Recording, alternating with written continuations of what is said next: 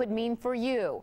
Also, a new weekly segment, Spotlight on Small Business. But first, the phrase "time is money" rings as true today as it did when Ben Franklin first said it. Our first guests today are a husband and wife team who separately manage different sides of that quote. On the money side, we have Paul Cocozza of Cocozza Financial Planning in Arlington. And on the time side, Heather Cocozza, a professional organizer who specializes in both residential and small business organization.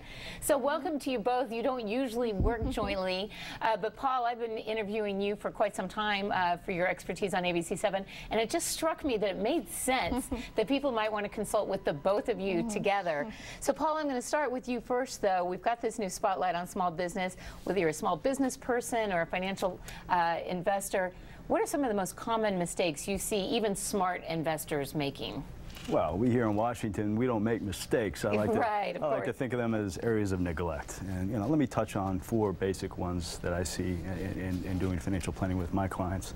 The first one is there's a general lack of understanding, in my opinion, of what it really takes to become financially independent. Many people have this goal in mind of achieving an investment portfolio of perhaps $1 million, and that could comfortably generate an income stream of perhaps $40,000 a year. And in Washington, D.C., that's not going to cut it. Not going to go far. Not when you have real estate taxes that could approach $10,000 or more a year. So they really need to be doing more and adjusting their expectations, in my opinion. The second point is this notion that we're going to spend less when we retire. And my observation is proven anything but that. I have no intention of spending less when I retire. I'm going to have much more time to go to the mall, to go to the, That's exactly on vacation. Right. Your discretionary spending is going to increase. Maybe the employee-related expenses are going to go away. You'll no longer be funding retirement contributions and so on. But you're going to be traveling to Rome. You're going to be, dining out. But I figured just when I'm old enough to get rid of the babysitter for the kids, I'm going to need my own babysitter at that point. So that's going to stay the same. So I think it's smart to assume that headed into retirement, if nothing else, your expense base will remain constant, the overall expense base, that is, and perhaps even increase it in different times. The third is this complacency that I see with many of my clients, that as long as they're making the maximum contribution to the retirement accounts, that's going to be enough to achieve financial independence. I don't think so, not in Washington, D.C. Perhaps it'll help you achieve that goal of building up a portfolio of $1 million, but again, as I said before, I don't think that's going to be enough. Now, jumping to another subject entirely is estate planning. The wills, the trusts, if relevant, the medical directives, and so on. Do we have these documents? We all need estate planning for one reason or another. A classic example is the young couple with a child, and if something happened to the parents before the child became age of maturity, without documents in place to select who the guardian would be, the courts are going to decide who that guardian is, and that might not be a good idea because Uncle Rocco may not be the best choice. Well, now I want to turn to Heather, because Heather, there's a reason why GTD, getting things done, David Allen's classic mantra, he's brought on to even counsel the best of them at Google and other places. And a lot of his mantra for making money is starting with organization and how he even organizes his home office. So give us your advice as a professional organizer. What are some things people could do to stay on top of their finances better? Right. Well, to support basic financial management, I think you need 4 established processes or systems in your home. So the first is you actually need a process for managing the incoming mail. You don't want to lose or misplace a bill that needs to be paid. Second, you need a process or a system for actually paying the bills. Your bills need to be paid timely. You don't want to incur finance charges or late fees or things that can impact your credit score. Number 3, you need a system for monitoring your finances. Everyone really should be able to have the capability to examine their cash flow on a regular basis. And then the 4th is you need to have a process for tracking receipts.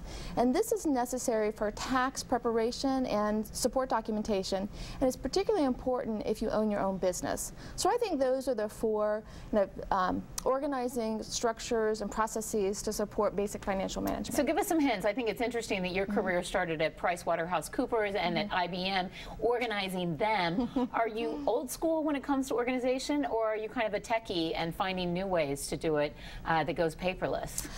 I'm actually both, because I did work in the technology field for so long. One way that I've transferred that skill is at IBM and PricewaterhouseCoopers, I implemented Oracle ERP systems in the area of financial management. So I've been able to take that knowledge and apply it to businesses and home So I actually work with people to use personal financial software to actually support their financial management goals. So I think that's a way that I've kind of leveraged the skill, and I'm leveraging technology, and I do recommend that for tracking cash flow. Paul, let me turn to you. Again, working with smart people, you've been picked by Washingtonian Magazine as one of the top financial planners in the area. What is on the checklist of things people should have, such as a will and other things? What's one of the things that you see most lacking for even smart people in this area?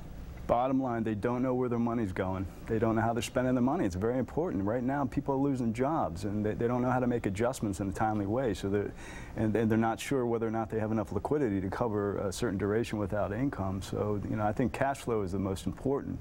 I mean, I could run through a whole long list, I'm sure. Yeah, but no, that's a good place to start. Well, so Heather, then let's take that one on. Any tips for monitoring your cash flow so you know how you're spending your money? Yes, I really think the most effective way to monitor your cash flow on an ongoing basis is with the personal finance software. And when you're going to, if you don't have your own personal financial planner. Certainly, Paul gets you started, gets you on your way, but on an ongoing basis, really on a monthly basis, you should be tracking it yourself. But I've got to tell you, spreadsheets and the kinds of things that my mother, who's a financial planner, just love. I'm ADHD. I don't have time for all that. Is there a software that just cuts to the chase? Well, really, the three market leaders right now are Quicken for Windows, Quicken for Mac, and then Mint. And Mint is a cloud-based software. Mint.com that I've heard a lot about. Yeah, so all three of those provide usually the basic features. And the basic features are you want software that you can assign categories. So whether it's dining out, kids, Christmas, holidays. You also want to be able to run reports against those expenses to know exactly how much you're spending. And then the last thing is it should be able to produce a cash flow or income summary statement so you can make sure you're not spending more than you're earning. I do like that my Cap One card keeps track at the end of the year of all the different, I'm sure probably monthly too. So all good tips. We need to have you all on again to keep us going as we move forward. Summer, though, is the time you're supposed to get organized, and they have all those sales going on and organizing places, so we thought we'd have you on for some tricks of the trade. Right. Paul and Heather Cocozza, thanks for joining us. Thanks for having us. And still ahead, why Virginia and Maryland may pay a big price